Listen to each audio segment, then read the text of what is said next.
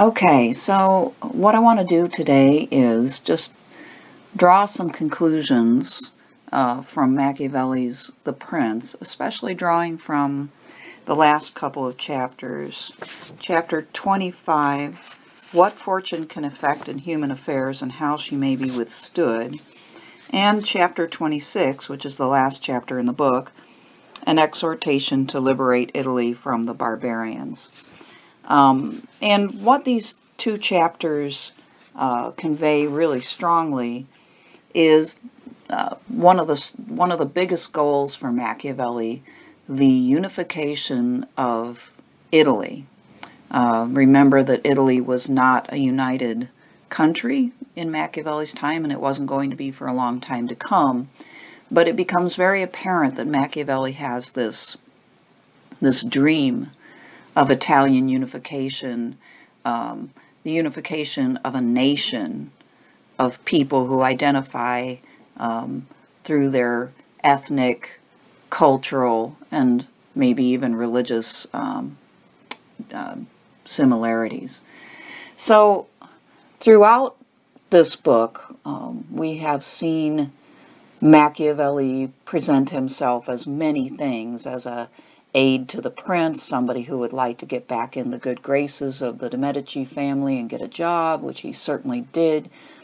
He presents himself in this book as what I would call an objective reporter or social scientist, sort of a early modern or Renaissance example of social scientist. His data is, current events and historical examples, but many times he has tried to present himself as objective, as putting aside not only moral and ethical considerations, but also just more or less putting aside any particular end and dealing with showing the facts of the case, showing that according to this example, these particular actions lead to this results. And in this way, Machiavelli has set the tone for the modern examination of political things. As we move along, there's more and more of an attempt to achieve objectivity and to apply what comes to be known as the scientific method to the study of human beings. And so Machiavelli's work, among other things, leads us to the question, can you apply the scientific method wholesale to human things?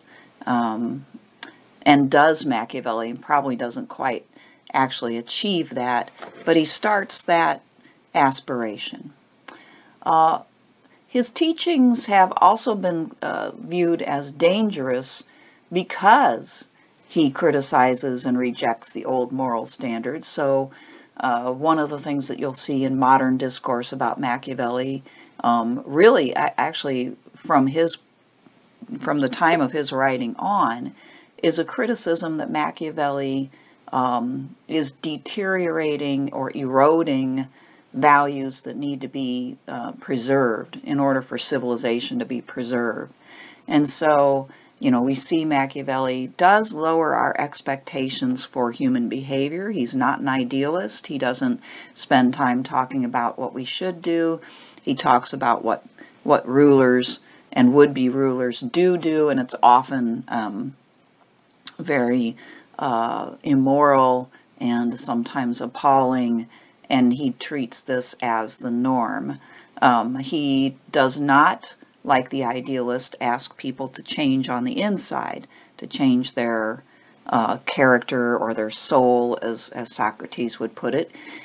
He's really not interested in that. Instead, he's interested in changing behavior, and you can do that. You can change behavior, in Machiavelli's view, without changing the internal motivations of a person, which can be very self-interested. This, again, sets the tone for modern political thought, with the idea that, really, not only shouldn't the political philosopher be concerned about people's moral character, but neither should the government. And there should be this separation of duties between, say, church and state, or between, more generally, moral leadership or moral ideas and the state. And the state should be about basically managing people's behavior, and as we move forward, only insofar as that behavior affects others. At this point in time, Machiavelli is willing to judge that some behavior is better than others for the welfare of everybody, and that the welfare of the prince and the people are the same in a sense, and that they should follow his directions more or less if they want to be living better lives, safer lives, more prosperous lives.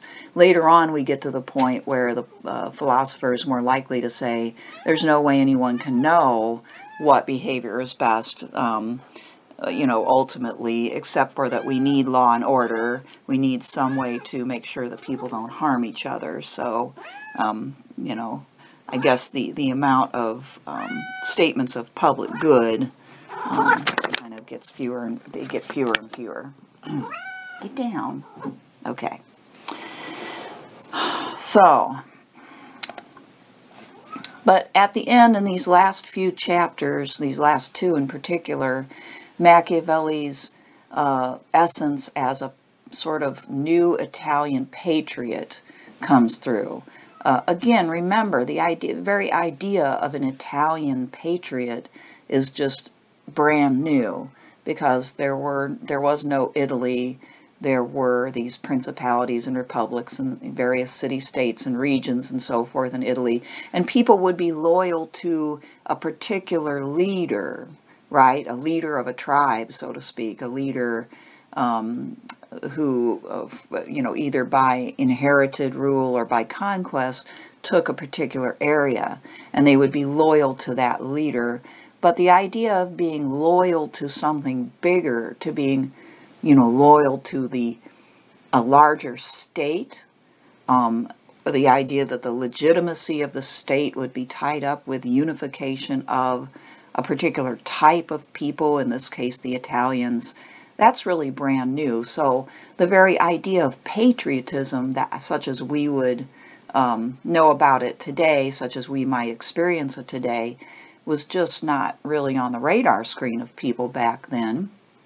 And Machiavelli invents it in a way here. The idea that you could love your country because it's the country of the Italians, and that the Italians are special because of their rich past. He brings in at the end here their association again with the Romans. They have a storied past, and they should be proud of it, and they should be proud again of what they can do today.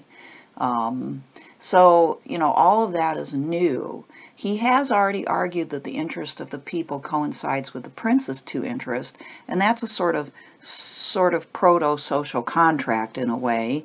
It's not a very sophisticated one in some ways, but now he's going to argue that beyond seeing that your self-interest could be tied up with, obeying the prince and helping him out by being as industrious as you can, and maybe serving in the military, as we saw in those middle chapters, 12, 13, 14, and around there. So, but now we see that there's another reason for wanting to be loyal. It's to be loyal to a united Italy, to this greater vision. And clearly we see in these last two books that Machiavelli wants to see Italy united at all costs, even if it means that we have to kind of marginalize papal power, which he's not terribly in love with anyway. He doesn't call on the papacy to unite Italy. Here's a case of what's missing is just as important as what's there. Instead, he appeals to Lorenzo de' Medici, a very powerful prince, but a prince of Florence with a powerful family, somewhat tied up with the papacy, but he doesn't bring in the papacy as an independent actor. And I think that Machiavelli may envision that, the days when the papacy was large enough to kind of, and politically powerful enough to kind of intervene in the affairs of states but not solve them, that those days should be over. What he wants is for an Italy that's united and strong, so that the meddling from foreigners like the Spaniards who came in and took over Florence and put the Medici back in power comes to an end. He calls these foreigners, in the last couple of chapters here, barbarians at one point, which is kind of an overstatement. They were not barbarians in the classical sense, but he's basically using the us-them mentality of nationalism. He's the really kind of, like you could say, at least one of the very early fathers of nationalism. And nationalism relies upon this us-them way of thinking. And so everybody else who isn't an Italian becomes a barbarian and needs to be ejected from the Italian area, from any sort of influence in the Italian area. So in chapter 25, we get this interesting image of conquering fortune, right? The title, again, of chapter 25 is What Fortune Can Effect in Human Affairs and How She May Be Withstood. And he means she very deliberately, because he's recalling the ancient Roman goddess of Fortuna.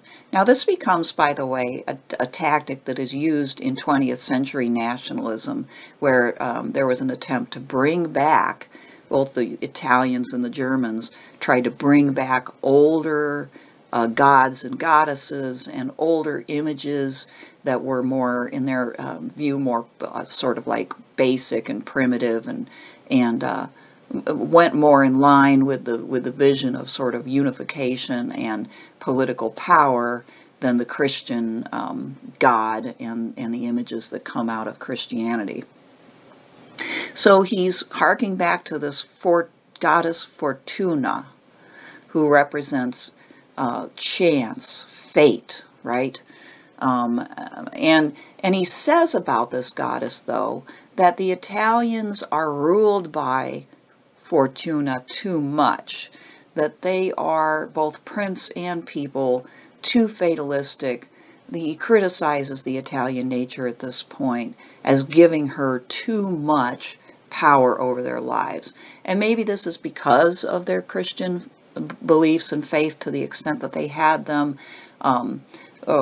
or maybe it's just human nature more generally. And I know that many people believe very strongly in the what we would call the zodiac, the power of the stars back then as well.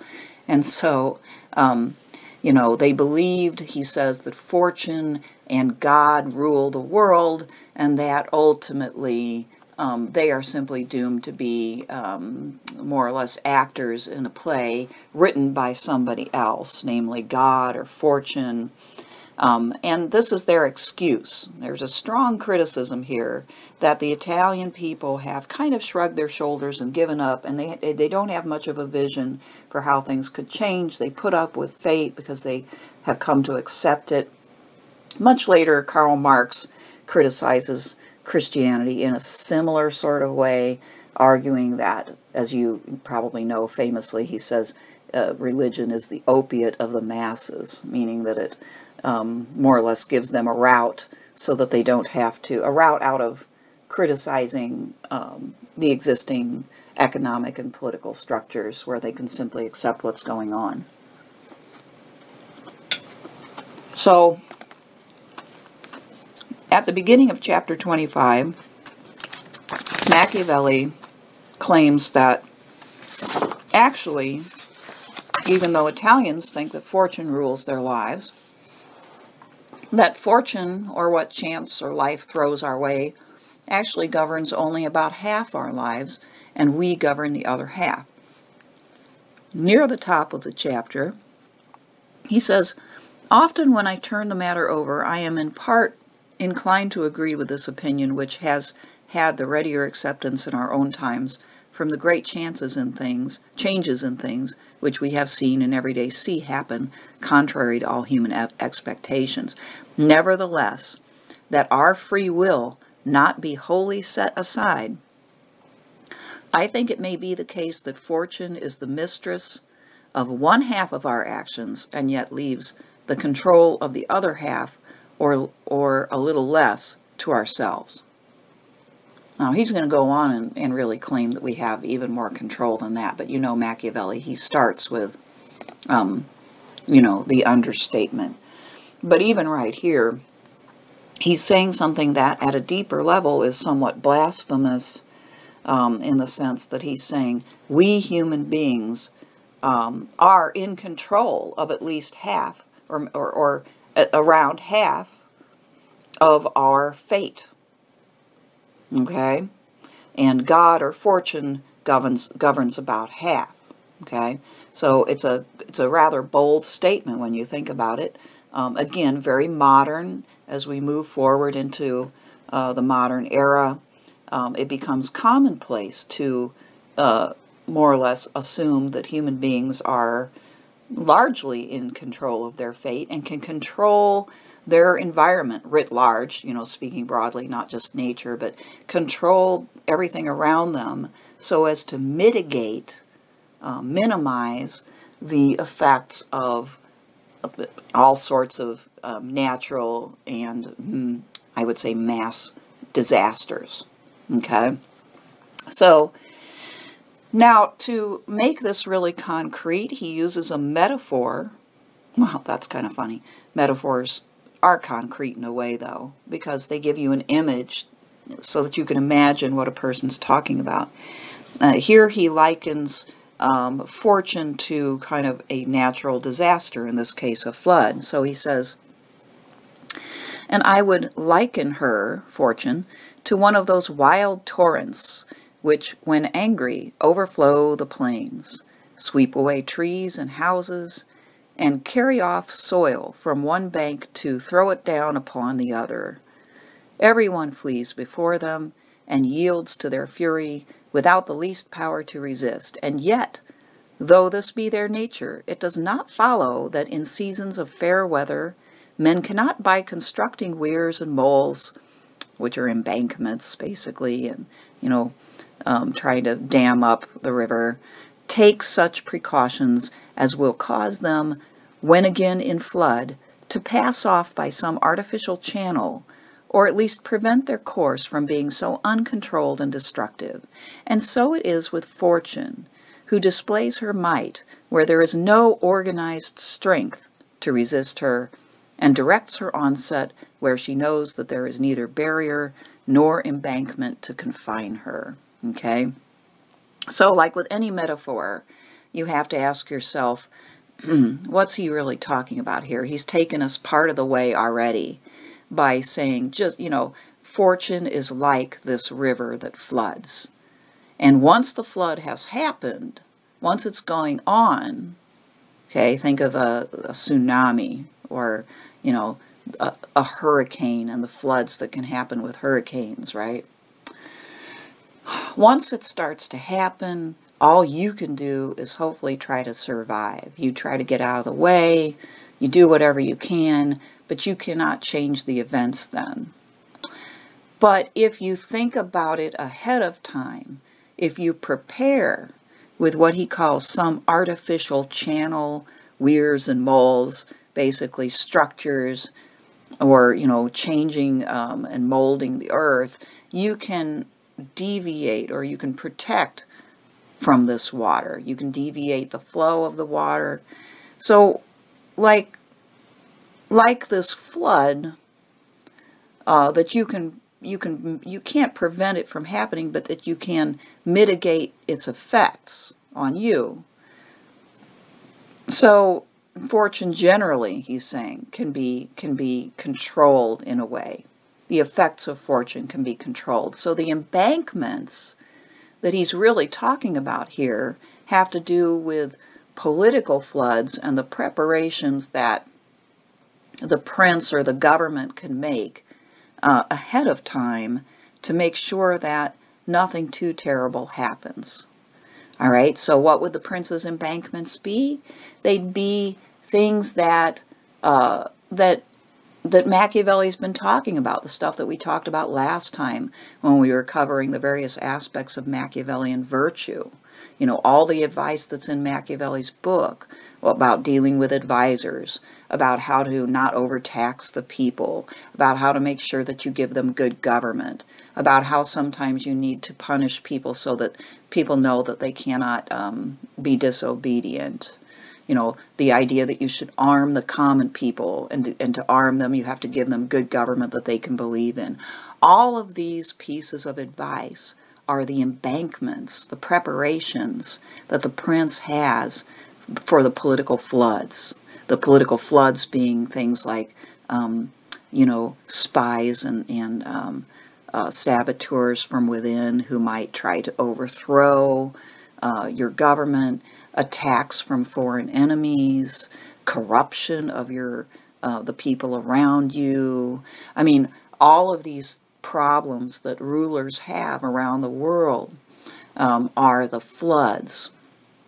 So really, he's saying that if you follow Machiavelli's advice, if you deal with government in a more social, scientific way, if you care enough to be able to plan ahead, to put your feelings aside when necessary, and do what is right both for yourself and for the common people, then you will be protected against most of these political disasters that could befall you. And somewhere in here, close by, in these chapters, he talks about how the people are the best fortress against both internal and external enemies. So this relationship with the common people is the ultimate embankment or dike, the ultimate way of pushing back and holding back the flood. Okay?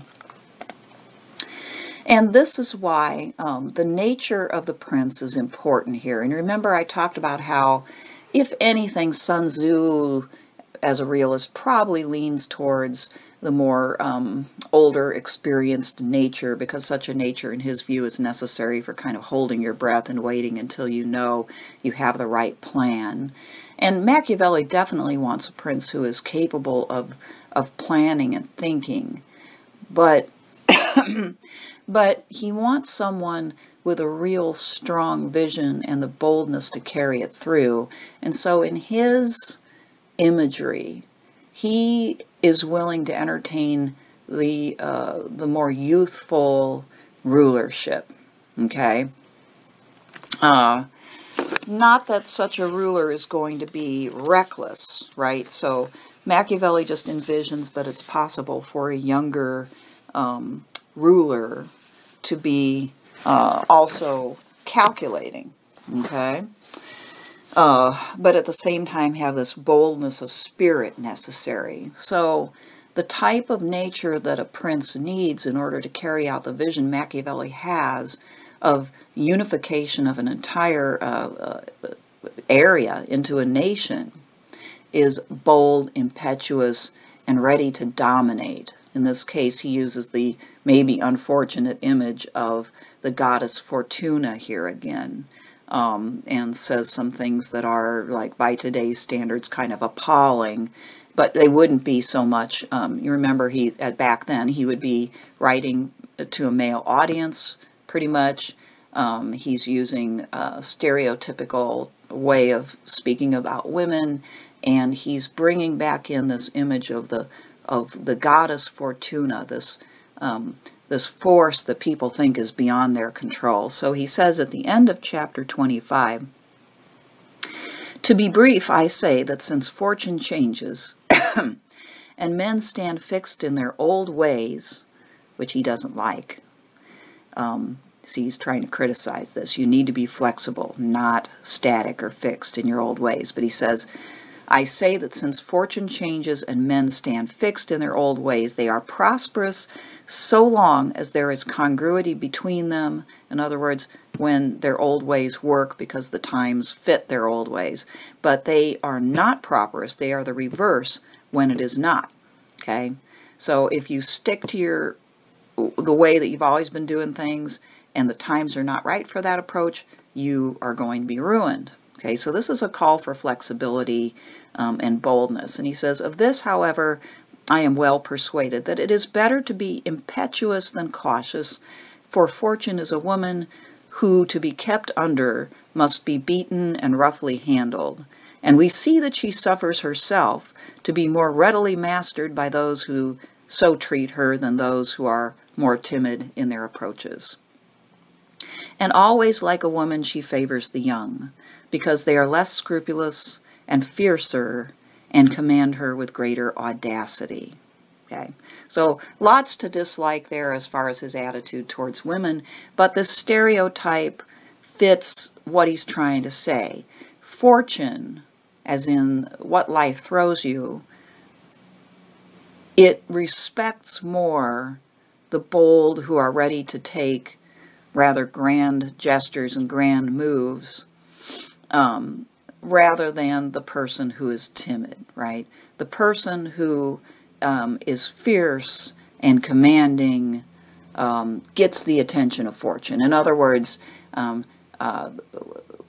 life can be put under your control, to get us back to the larger meaning, if you're willing to, again, follow Machiavelli's advice, take some chances, go outside your comfort zone.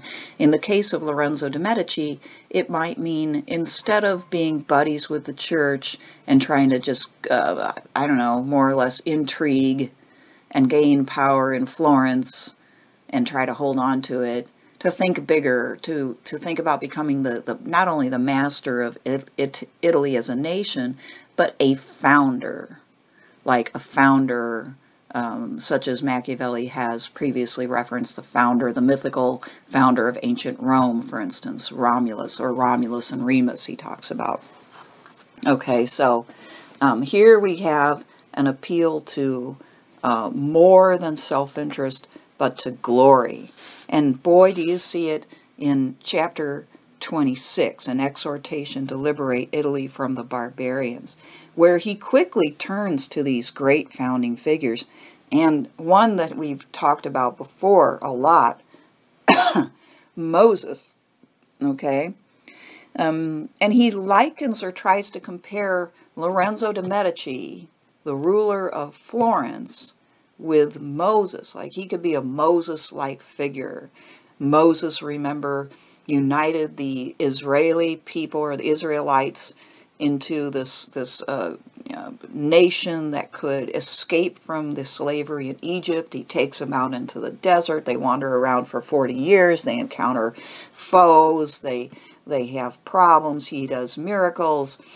And eventually he gives them the law, the 10 Commandments. And Moses doesn't actually make it all the way to the promised land, so that he can't see it himself. But the people do. This is grand story that everybody that Machiavelli was writing to would have known about. And so he's treated Moses, though, as you know, as a political and military leader and as a founder and, you know, a famous person. So, I mean, everybody knows who Moses is, right? That's Machiavelli's attitude. Everybody knows who Moses is. He has achieved immortality. And remember, this is a man who, you know, Machiavelli, who is at a point in time in the early Renaissance, the start of the Renaissance, where people are questioning everything, including religious faith. And so here we have him pushing further and saying, you know, you can control almost 100%. God and fortune get pushed into the background here as we see this Moses-like figure presented, who uses everything, including religion. And as you know, Machiavelli wants the prince to appear to be religious, to be faithful, to be charitable, blah, blah, blah, right?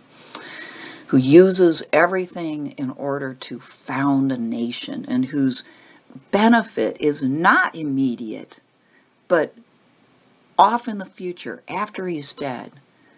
So that, you know, again, he's appealing to this desire for immortality, to be able to think now while you're alive, that when you're dead, long after you're dead, that people will be talking about you and admiring you and erecting statues to you, and codes of law will be based upon your original law. Their very identity will be tied up with you. Okay?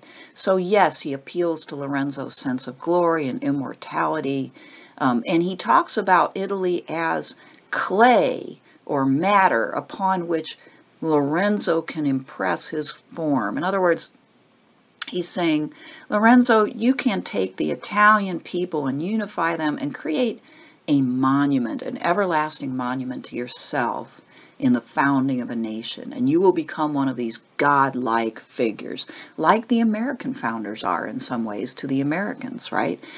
Thomas Jefferson, you know, James Madison, Benjamin Franklin. They're like demigods, even to this day, among many Americans.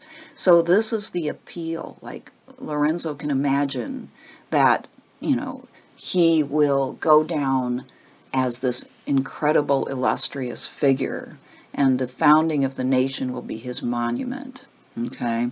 So he says, near the beginning of chapter 26, and if, as I have said, it was necessary in order to display the valor of Moses that the children of Israel should be slaves in Egypt, and to know the greatness and courage of Cyrus, that the Persians should be oppressed by the Medes, and to illustrate the excellence of Theseus, that the Athenians should be scattered and divided, so at this hour to prove the worth of some Italian hero, it was required that Italy should be brought to her present abject condition, to be more a slave than the Hebrew, more oppressed than the Persian, more disunited than the Athenian, without a head, without order, beaten, spoiled, torn in pieces, overrun, and abandoned to destruction in every shape.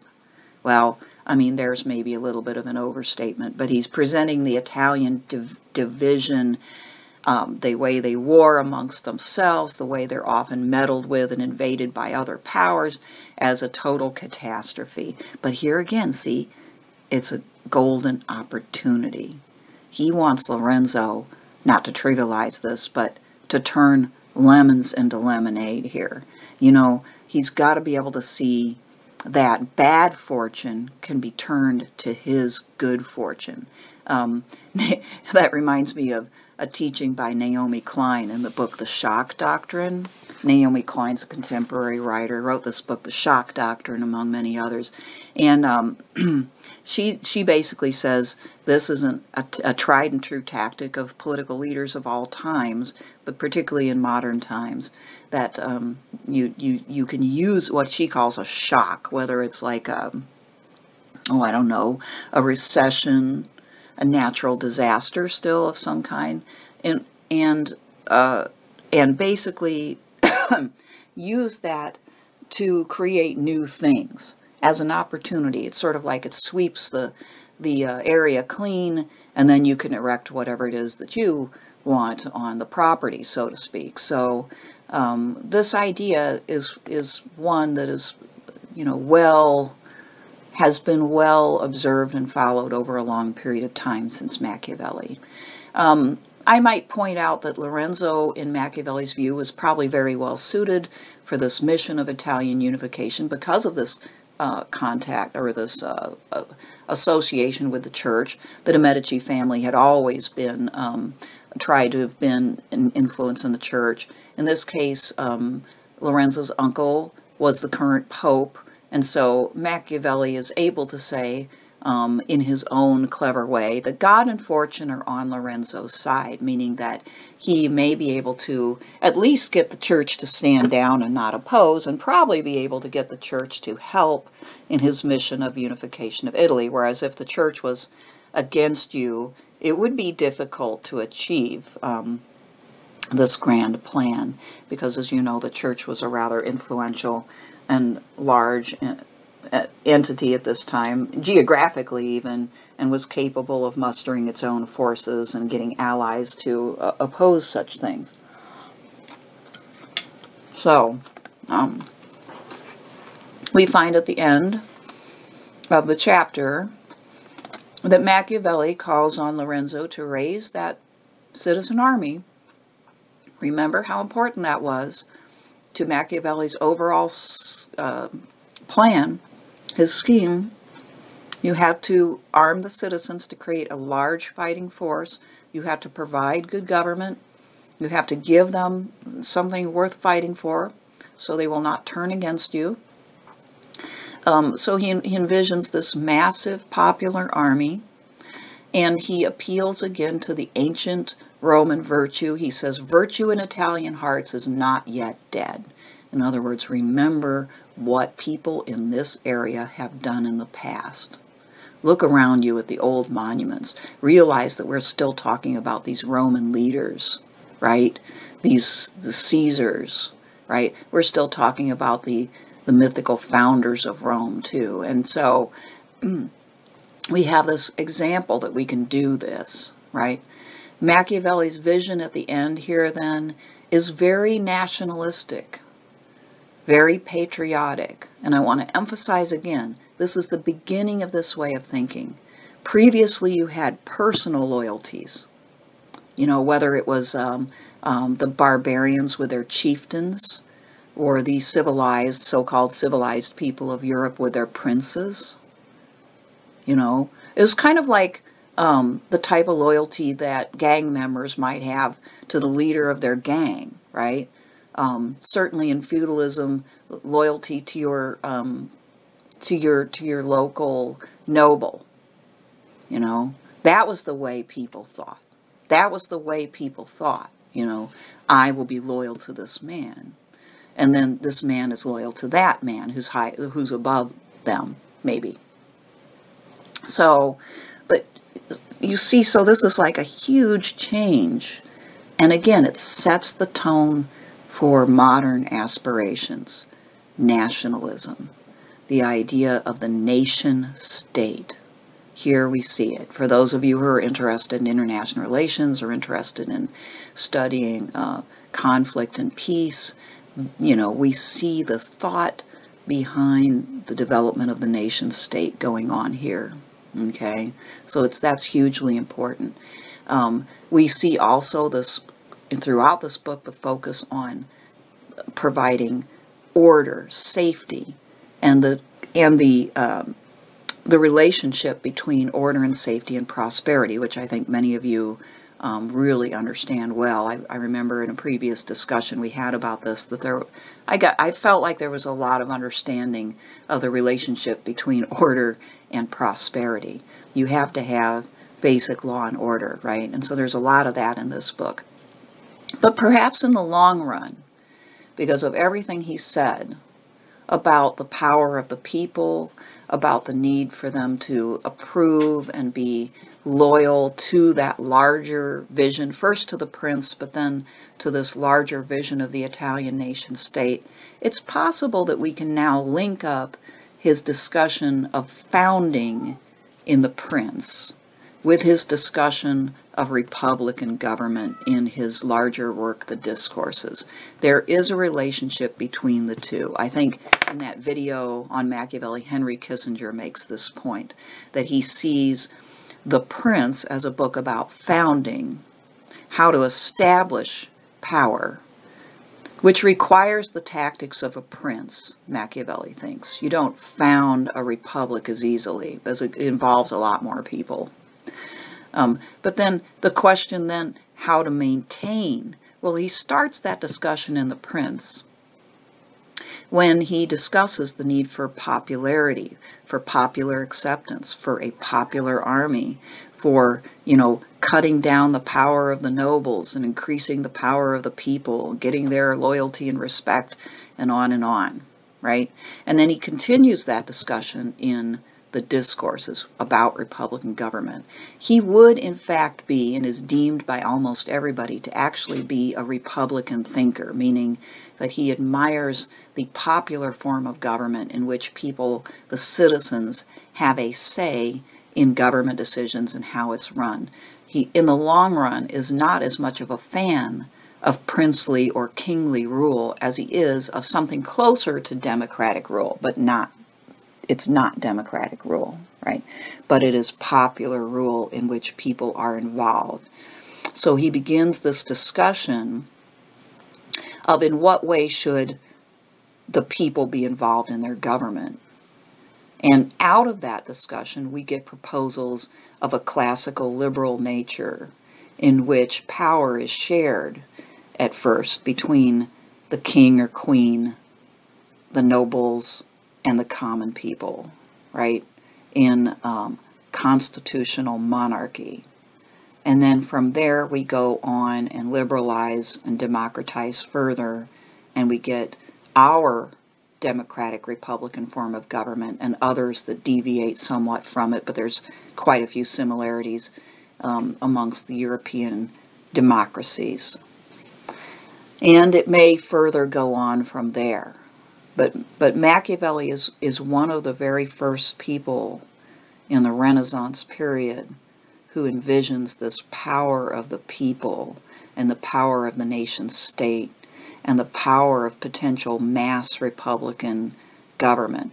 Florence had been a small republican experiment, and it hadn't been terribly popular in the sense that it was still the wealthy who had ruled, really, in the Florentine Republic, as I understand it.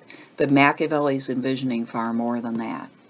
So, again, caution to those who think that Machiavelli is writing a satire here, or that he's really just writing some sort of job resume. Those are really cheap, easy answers to what is a really complex work here. And I hope that I've shown throughout various lectures on The Prince that there's a whole lot more going on there than that. Machiavelli wanted a job, don't get me wrong. He was heartbroken when he didn't get one. But he had larger vision and larger aspirations than that. And that's why we still know about Machiavelli, talk about Machiavelli, and consider Machiavelli one of the founders of modern realist political thought. Okay, bye.